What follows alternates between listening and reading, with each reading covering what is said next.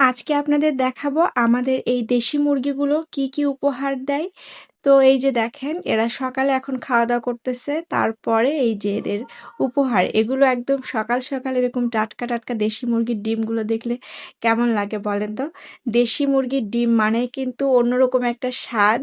তো এই যে আম্মু এখন এগুলো শখে শখে তুলতেছে, সামিয়া তো তার নানির সাথে ঘুরঘুর করতেছে। আর ডিমগুলা দেখে আসলে মন শান্তি হয়ে যায়, এত ভালো লাগে। এখানে দুইটা কালার।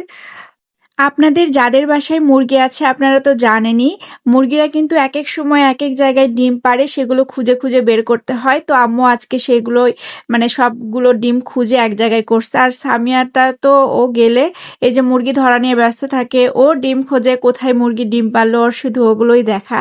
3 বেলা সে দেখা যাচ্ছে খেতে দিচ্ছে মুরগিকে। আর নানির চাল টাল একদম মুরগির খাবার সব শেষ করে ফেলে দেয় সে মুরগির ধরার জন্য আর কি। যাই হোক, এভাবেই তার সময় কাটে আর এগুলো নিয়ে আম্মুরও সময় কাটে। মাশাআল্লাহ বেশ ভালোই মুরগি হয়েছে এগুলো। এই যে আম্মু এখন বিকেলে খেতে দিচ্ছে এদেরকে।